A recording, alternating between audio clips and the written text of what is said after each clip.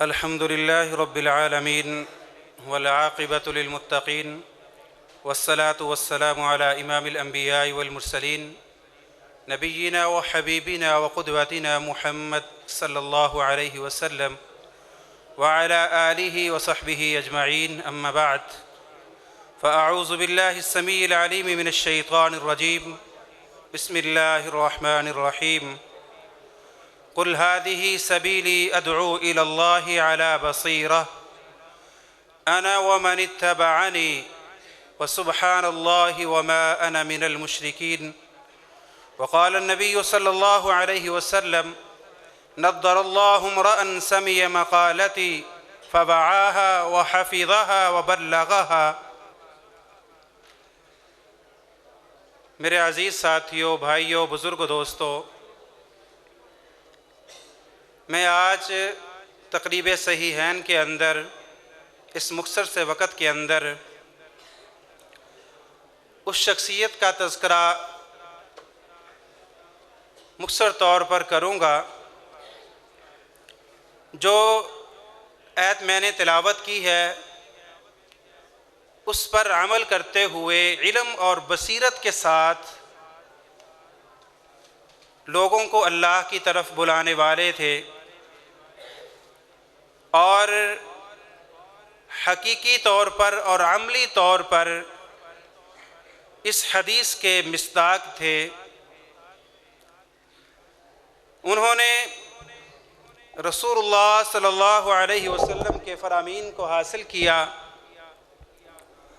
اور یاد کیا اور آگے پہنچایا. اللہ رب العالمین نے انہیں بہت بلند مقام عطا فرمایا. میری مراد وہ امام مسلم رحمہ اللہ ہیں جنہوں نے رسول اللہ صلی اللہ علیہ وسلم کی زبان مبارک سے نکلنے والے موتیوں کو اکٹھا کیا، طول و عرض کا سفر کیا اور ان کو اکٹھا کر کے پھر ایک کتاب کی شکل کے اندر ہم تک پہنچا دیا. تو اللہ رب العالمین نے ان کے نام کو روشن کر دیا اور ان کے کام کو بھی روشن کر دیا. آج کا میرا جو موضوع ہے اس کا محور دو چیزیں ہوں گی. مختصر طور پر ایک امام مسلم رحمہ اللہ کے بارے میں، ان کی سیرت پر چند چیزیں ذکر کروں گا، اور دوسرا صحیح مسلم جو ان کی کتاب، اس پر چند گزارشات کروں گا.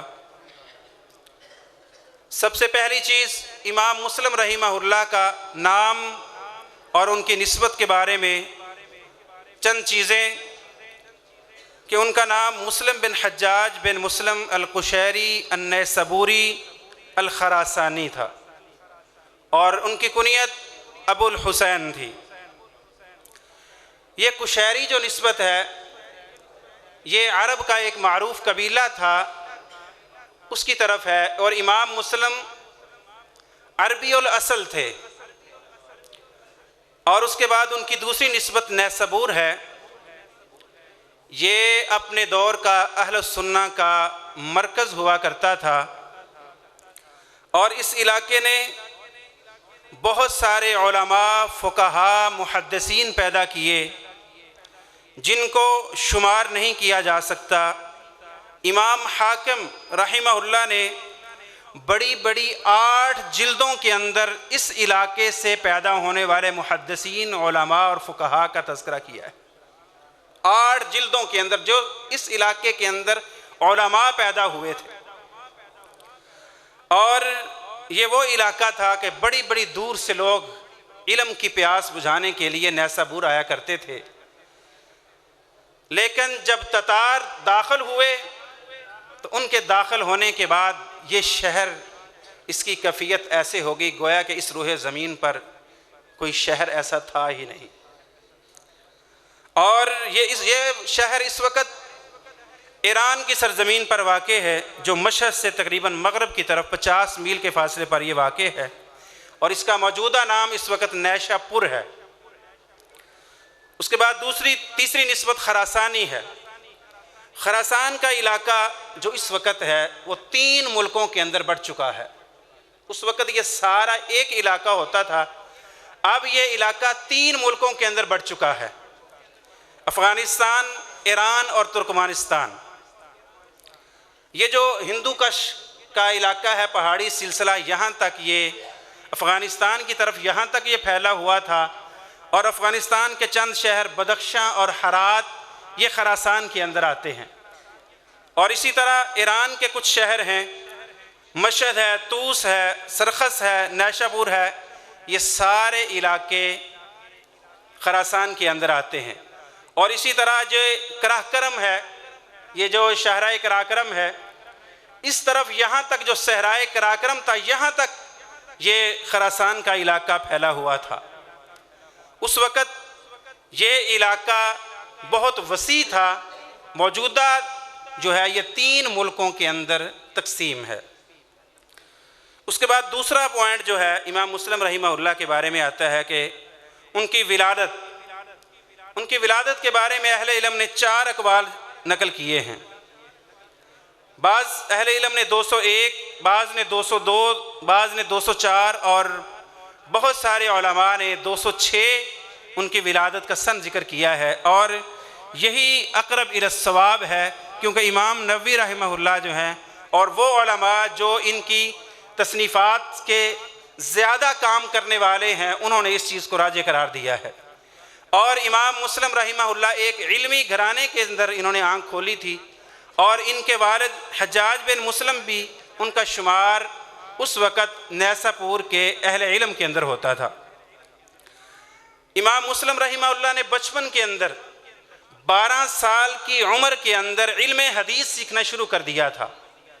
12 سال کی عمر کے اندر امام مسلم رحمہ اللہ اپنے علاقے نیسابور سے علم کی پیاس بجھانے کے لیے، حدیث حاصل کرنے کے لیے جو اہل علم نیسابور کے اندر موجود تھے ان کے پاس تلمذ اختیار کرنے کے لیے تشریف لے جاتے، اور 2 سال کا عرصہ نیسابور کے اندر علم حاصل کیا۔ اس کے بعد فریضہ حج کی ادائیگی کے لیے 14 سال کی عمر میں مکہ مکرمہ تشریف لے گئے، اور اس وقت جیسے میں نے بتایا ہے کہ یہ شہر بڑی اہمیت کا حامل تھا۔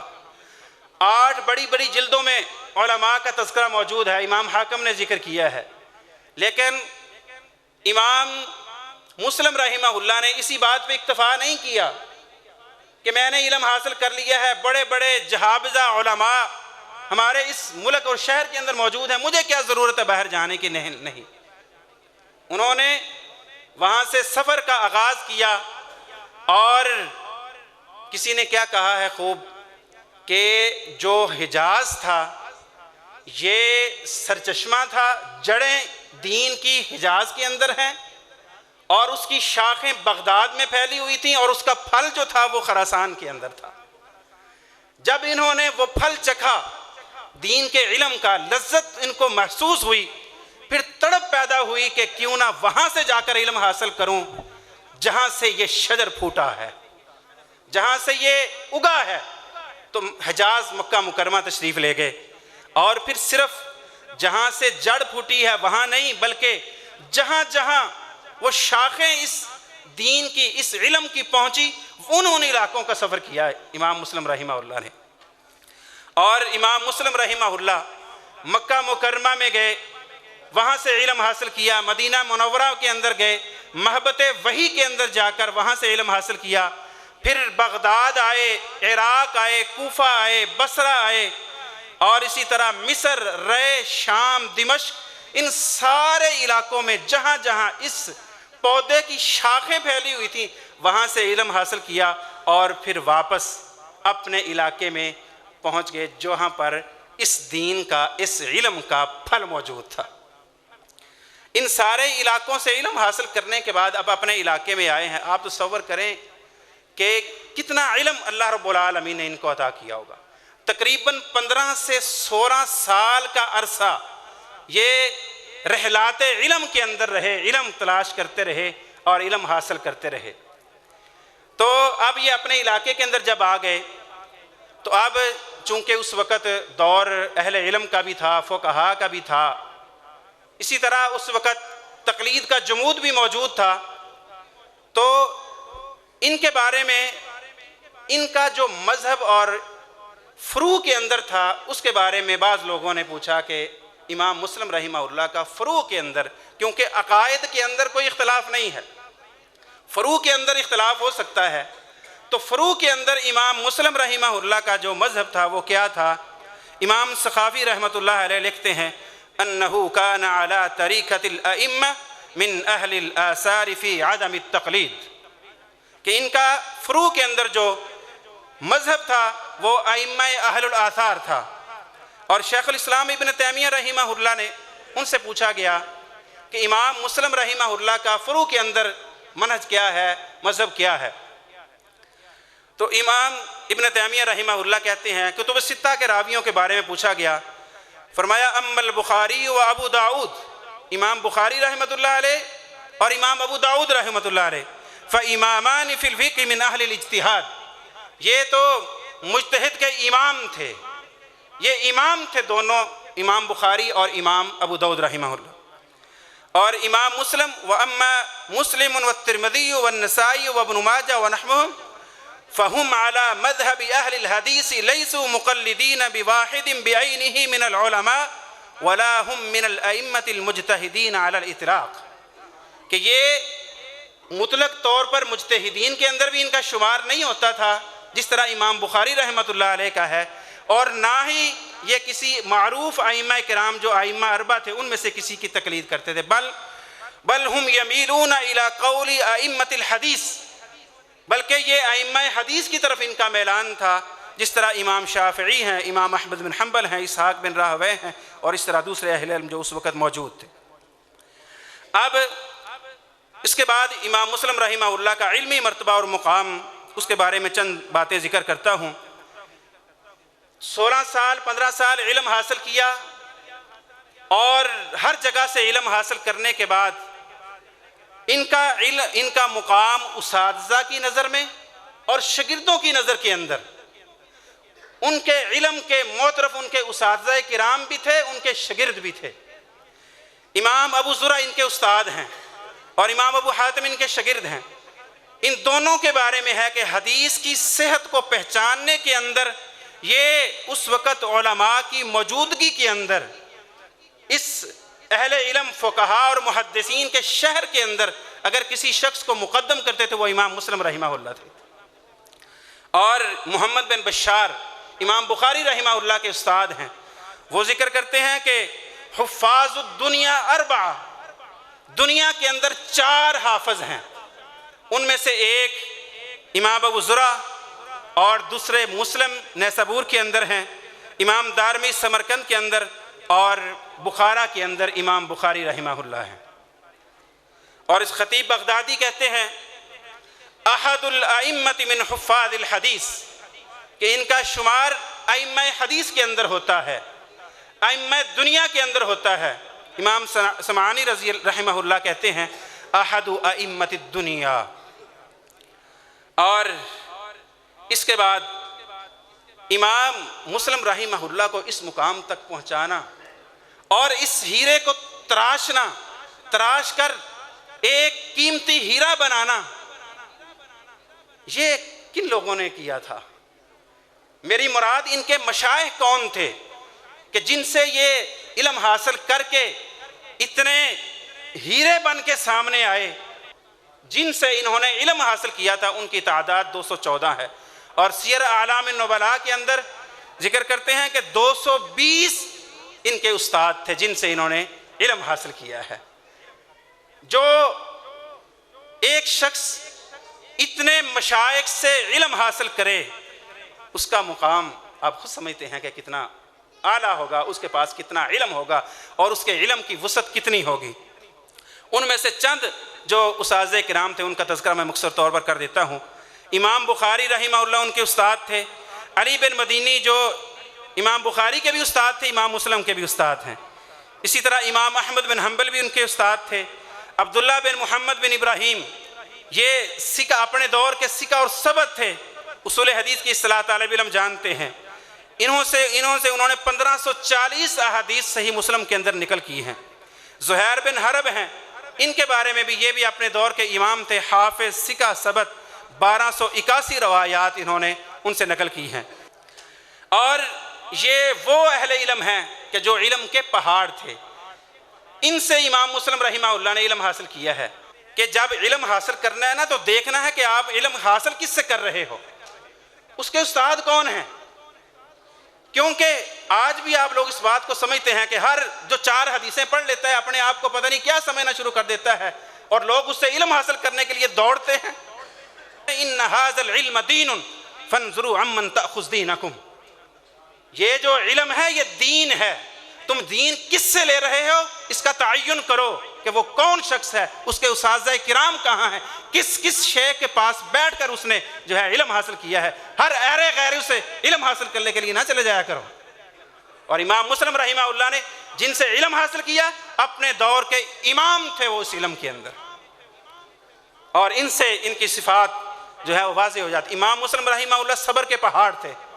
سفر آپ خود سمجھتے ہیں کہ اتنے اساتذہ کرام، اتنے شہروں کا سفر، کتنا سفر برداشت کرنا پڑا ہوگا، کتنی صعوبتیں۔ اس وقت یہ گاڑیوں کا سفر نہیں تھا، پیدل بھی سفر کرنا پڑتا تھا ایک ایک حدیث کو لینے کے لیے، کتنی مصائب سے گزرنا پڑتا تھا، لیکن یہ صبر کے پہاڑ تھے۔ اور اسی طرح امام مسلم رحمہ اللہ کے بارے میں آتا ہے کہ انہ مغتاب احدا فی حیاتہ، کہ امام مسلم نے کبھی اپنی زندگی کے اندر کسی کی غیبت نہیں کی تھی۔ اللہ نے ان کو مقام دیکھو کتنا دیا ہے۔ اور اسی طرح امام مسلم رحمہ اللہ کے بارے میں ہے کہ وہ عادل بھی تھے، شجاع بھی تھے، سچے بھی تھے، قول کے بھی سچے تھے، عمل کے بھی سچے تھے، اور وفادار تھے، وفا کرنے والے تھے۔ یہ نہیں کہ اپنے دوست و احباب کو اینڈ میں درمیان میں آ کے بے وفائیاں کرنے والے نہیں تھے، حق کے ساتھ کھڑے ہوتے تھے، حق والوں کے ساتھ کھڑے ہوتے تھے، مشکلات جتنی بھی آ جاتی تھی کبھی وہ ڈگمگائے نہیں تھے، اور لوگوں کی ملامتوں کی پرواہ نہیں کرتے تھے، لا یخافون فی اللہ لومۃ لائم تھے۔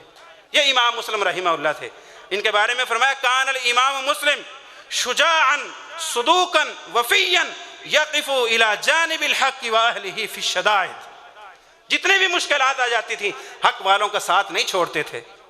اور پھر یہ علم کا سمندر، علم کا سمندر جو اس آیت پر عمل کرتے ہوئے قل ھذہ سبیلی ادعو الی اللہ علی بصیرہ، بصیرت پر، علم کی بنیاد پر اللہ کی طرف بلانے والا، نظر اللہ عمران کا صحیح حقیقی مصداق بننے والا یہ ہیرا، کل نفس ذائقۃ الموت، اس کو لبیک کہتے ہوئے اللہ رب العالمین کے پاس حاضر ہو جاتے ہیں۔ ان کی وفات 261 ہجری کے اندر رجب کے 5 دن باقی تھے، اتوار کی شام تھی، اور یہ سورج یہ غروب ہو گیا۔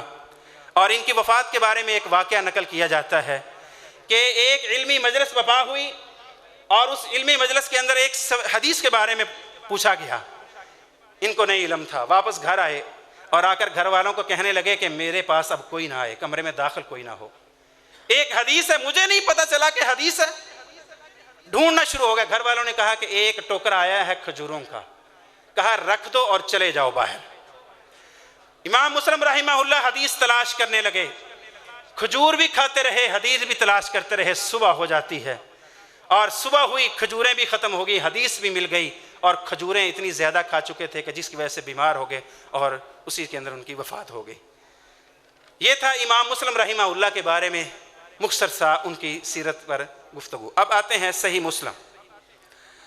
اب آپ اپنے آپ سے سوال کریں کہ جو اتنے بلند مرتبے والا ہو، جتنے اساتذہ کرام اتنے زیادہ ہوں، اور اپنے دور کے علماء ہوں، اس کی کتاب کتنی شاہکار ہوگی، اس کی کتاب کا کیا مرتبہ اور مقام ہوگا۔ اس کتاب کے بارے میں چند چیزیں ہم ذکر کرتے ہیں کہ اس کا نام ہم جانتے ہیں، ہمارے پاس عام طور پہ معروف ہے صحیح مسلم۔ کیا اس کا نام صحیح یہی ہے؟ امام مسلم رحمہ اللہ نے اس کا نام خود ذکر نہیں کیا ہے صحیح مسلم کے مقدمے کے اندر، بلکہ مسلم کے علاوہ جہاں پر دو نام ذکر ہوئے ہیں صحیح مسلم کے، ان میں سے ایک المسند ہے اور دوسرا نام المسند الصحیح ہے۔ یہ دو نام امام مسلم رحمہ اللہ نے اس کتاب کے دوسری کتابوں کے اندر اس کتاب کا حوالہ ذکر کرتے ہوئے نقل کیے ہیں۔ جس طرح وہ کہتے ہیں ما وضعت شیئا فی ھذا المسند، کہ میں نے اس مسند کے اندر کوئی چیز دلیل کے بغیر نہیں رکھی، الا بحجہ، اور اس طرح پھر فرماتے ہیں عرضت هذا المسند على ابی زرع، میں نے اپنی یہ مسند ابو زرع اپنے استاد کے پاس پیش کی۔ تو اس بات سے پتہ چلا کہ اس جو کتاب کا صحیح نام ہے وہ المسند ہے یا المسند الصحیح ہے۔ صحیح مسلم معروف ہو گیا ہے، اصل نام اس کا المسند اور المسند الصحیح ہے۔ اب اس کے بعد ایک بڑا اہم موضوع ہے، وہ یہ ہے کہ اس کتاب کو تالیف کیوں کیا تھا، وجہ کیا تھی؟ دو وجہ امام مسلم رحمہ اللہ نے اپنے مقدمے کے اندر ذکر کی ہیں۔ ان میں سے ایک وجہ یہ تھی کہ ان کے شاگرد تھے احمد بن سلمہ، انہوں نے کہا کہ آپ ایک ایسی کتاب تحریر کریں جو صحیح احادیث پر مشتمل ہو، جس کے اندر ضعیف روایات نہ ہوں۔ امام مسلم کے دل کے اندر یہ بات گھر کر گئی۔ اور یہاں پر میں ایک بات ذکر کروں گا، یہ احمد بن سلمہ جو ہے نا، یہ ان کے شاگرد بھی تھے اور ان کے علمی رحلات علم جو تھے ان کے سفر کے ساتھی بھی تھے، ساتھ رہے، جہاں جہاں امام مسلم گئے یہ بھی ساتھ گئے۔ تو امام مسلم نے ساتھ جو اختیار کیا، کیسے لوگوں کا اختیار کیا؟ انہوں نے امام مسلم کو یہ ترغیب دلائی کہ آپ یہ کام کریں۔ اب خود بھی کر سکتے تھے کیونکہ وہ بھی تو ساتھ رہے تھے، لیکن اہلیت چونکہ امام مسلم کے اندر جو تھی تو ان کو مقدم کیا کہ نہیں، آپ یہ کام کریں۔ اور دوسری بات یہاں پر یہ بھی ہے کہ ہمیرا اپنے تعلقات، اپنے رابطے، اپنی محفلیں، اپنی مجلسیں اچھے لوگوں کے ساتھ رکھنی چاہیے۔ یہ ایک ترغیب نے ان کو اتنا بڑا کام کرنے پر جو آمادہ کر دیا کہ جو ان کے نیکیوں والے پلڑے میں قیامت تک جاری رہے گا۔ کتاب لکھی تو امام مسلم نے ہے، لیکن ترغیب جس نے دلائی وہ بھی اتنے ہی ثواب کے اندر شامل ہے، من دل علی خیر فلہ مثل اجر فاعلہ۔ اور اسی طرح انسان کو اپنی، یہاں پر امام مسلم رحمہ اللہ کے اس ساتھی کو اپنے ساتھ، نیک بندے کو ساتھ رکھنا، یہ بھی ہمیں حدیث کے مطابق ہے کہ الرجل علی دین خلیلہ، بندہ اپنے دوست کے دین پر ہوتا ہے۔ فَلْيَنْظُرْ أَحَدُكُمْ مَنْ يُخَالِلْ، اور اپنی دوستیاں کیسے لوگوں کے ساتھ رکھتا ہے، اپنا اٹھنا بیٹھنا کیسے لوگوں کے ساتھ ہے، اور اپنا تعلقات کیسے لوگوں کے ساتھ ہے۔ تو نیک لوگوں کے ساتھ تھا تو دیکھو کتنا بڑا کارنامہ انہوں نے کیا ہے۔ اور اس کے بعد جو ہے دوسری چیز، دوسرا سبب جو تھا وہ یہ تھا، صحیح مسلم کے مقدمے کے اندر امام مسلم لکھتے ہیں کہ بعض وہ لوگ جو حقیقت میں ان کو حدیث کا علم کے ساتھ کوئی شغف نہیں تھا، وہ لوگ محدثین نہیں تھے، نام کے محدث بن کے بیٹھ گئے تھے، علمی میدان میں وہ زیرو تھے، لیکن انہوں نے علمی مجلسیں قائم کرنا شروع کر دی، اپنے آپ کو محدث کہلوانا شروع کر دیا۔ اب لوگوں کی توجہ حاصل کرنے کے لیے انہوں نے کیا کیا؟ ضعیف موضوع، من گھڑت روایات اپنی مجلسوں میں بیان کرنی شروع کر دی، لوگوں کا رش بڑھ گیا، جس طرح آج کل بھی ہوتا ہے۔ لوگوں دیکھو جس سے مسئلہ پوچھ رہے، فتویٰ پوچھ رہے، دیکھو یہ کون ہے، 4 حدیثیں اس نے سنا دی۔ ایسے لوگ کو ہم نے عالم سمجھ لیا، ان سے علم حاصل کرنے کے لیے چلے جاتے ہیں کہ جن کو قرآن پڑھنا نہیں آتا، جن کو حدیث کی عبارت پڑھنی نہیں آتی، ہم ان سے دین سیکھتے ہیں۔ امام مسلم رحمہ اللہ نے جب یہ آ کر اپنے علاقے میں دیکھا کہ لوگ تو یہ کر رہے ہیں، تو وہاں پر ارادہ کیا کہ میں صحیح کتاب لکھوں۔ ایک دوست اپنے ساتھی کی ترغیب بھی تھی، اور پھر ساتھ یہ بھی شامل ہو گیا کہ جو لوگ جن کا علم کے ساتھ کوئی واسطہ نہیں ہے، وہ علمی مجلسیں قائم کر کے لوگوں کی توجہ حاصل کرنے کے لیے موضوع اور نئی چیزیں لوگوں کو بیان کرنے لگے ہیں۔ تو امام مسلم رحمہ اللہ نے یہاں پر جو ہے اس چیز کا ارادہ پختہ کر لیا تھا۔ تو یہ 2 سبب مین تھے اس کتاب کو لکھنے کے۔ یہاں پر ایک بات میں ذکر کروں گا کہ ٹھیک ہے، تقریر کے ساتھ بھی جواب باطل فرقوں کا دیا جانا چاہیے، فائدہ ہوتا ہے، ویڈیو کے ساتھ آپ دیں، لیکن جو کام تحریر کرتی ہے نا وہ کوئی اور چیز نہیں کرتی۔ تحریری طور پر آج آپ بتاؤ، وہ لوگ جو مجلسیں بپا کر کے بیٹھے تھے، ان کا کوئی نام جانتا ہے؟ ان کا کوئی کام جانتا ہے؟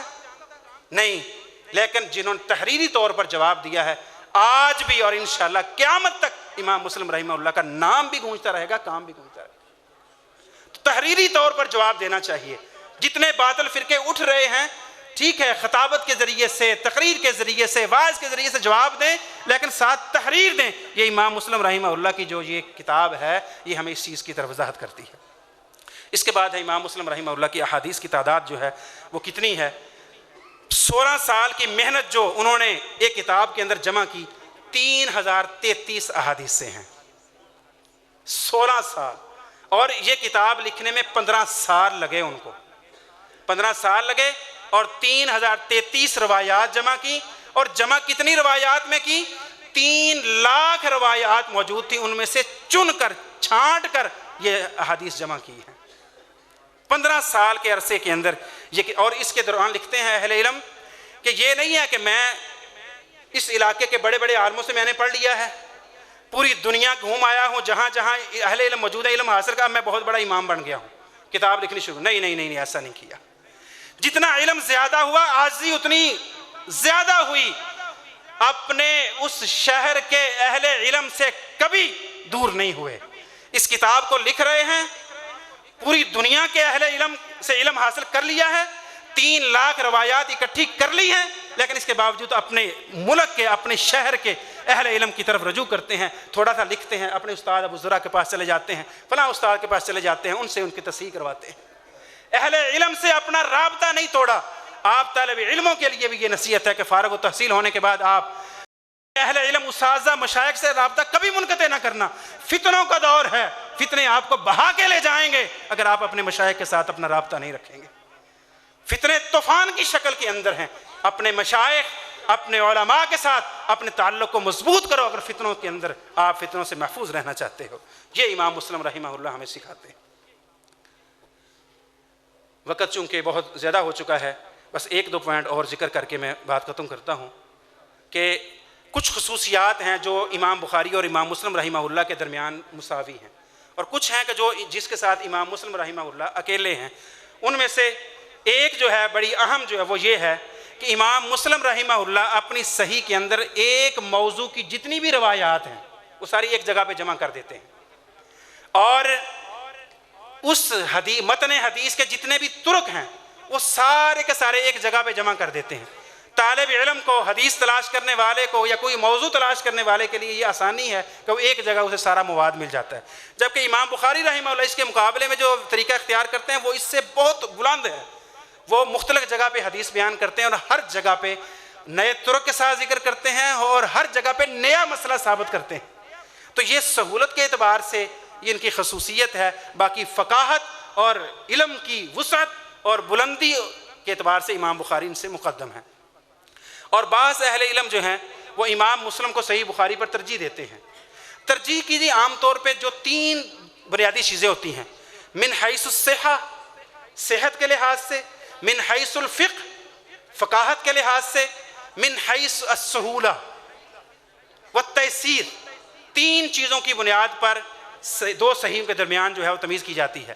پہلی چیز من حیث الصحہ، صحت کے اعتبار سے امام بخاری رحمہ اللہ امام مسلم سے کہیں اونچے ہیں، اور اسی طرح فقاہت کے اعتبار سے امام بخاری رحمہ اللہ امام مسلم سے کہیں اونچے ہیں، اور تیسرا ہے سہولت کے اعتبار سے کہ پڑھنے والے کے اعتبار سے جو سہولت ہے اس لحاظ سے امام مسلم رحمہ اللہ جو مقدم ہے۔ تو جو اہل علم امام مسلم کو مقدم کرتے ہیں وہ 3 جزیات میں سے صرف ایک جزوی بنیاد پر ہے، کلی بنیاد پر نہیں ہے، جزوی بنیاد پر ہے کہ سہولت کے اعتبار سے مقدم کرتے ہیں۔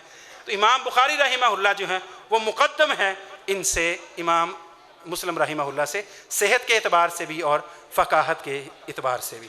تو یہاں پر آخر میں ایک مختصر سے ایک بات کرتا ہوں کہ امام مسلم رحمہ اللہ نے اللہ کی رضا کے لیے یہ کام سر انجام دیا، شہرت مطلوب نہیں تھی، فقط اللہ کی رضا کے لیے اللہ کے دین کو آگے پہنچایا۔ اگر کوئی شخص اللہ کی رضا کے لیے، اللہ کے دین کے لیے کام کرنا چاہتا ہے، شہرت نہیں چاہتا، صرف دین وہ غالب ہو، میری ذات وہ غالب ہو یا نہ ہو، اس کے ذہن میں یہ چیز نہیں ہے، صرف یہ ہے کہ اللہ کا دین غالب ہو جائے، اللہ کے دین کا کام ہو جائے، وہ کرنے والا کوئی بھی شخص ہو، ضروری نہیں ہے کہ میں ہی ہوں، کوئی اور بھی ہو سکتا ہے۔ جب مقصد اللہ کے دین کی بلندی ہوگا، اللہ کے دین کا کام ہوگا، اخلاص ہوگا، تو اللہ رب العالمین اس کا نام بھی زندہ رکھیں گے، اس کا کام بھی زندہ رکھیں گے، یہ بات لکھ لو۔ اور جو شہرت چاہے گا، جو بڑا بننا چاہے گا، اللہ کی قسم نہ اس کا کام باقی رہے گا نہ اس کا نام باقی رہے گا۔ امام مسلم رحمہ اللہ کی اس کتاب کے آپ یہ اخذ کر سکتے ہیں کہ اس وقت بڑے بڑے محدث بننے کی کوشش کی بڑے لوگوں نے، آج ان کو کوئی جانتا بھی نہیں ہے، نہ ان کے کام کو جانتا ہے نہ ان کے نام کو جانتا ہے، لیکن امام مسلم رحمہ اللہ ہیں، ان کے نام کو بھی لوگ جانتے ہیں، ان کے کام کو بھی لوگ جانتے ہیں۔ اللہ رب العالمین سے دعا ہے کہ اللہ رب العالمین جو سنا ہے اس پر عمل کرنے کی توفیق عطا فرمائے اور ہمیں اپنے دین کے لیے چن لے۔ ہم گناہ گار ہیں، ہم اس قابل نہیں ہیں، ہم اللہ سے التجا کرتے ہیں اللہ ہمیں اپنے دین کا خادم بنا لے، اللہ ہمیں چن لے اور ہمارے اندر اخلاص پیدا فرما دے۔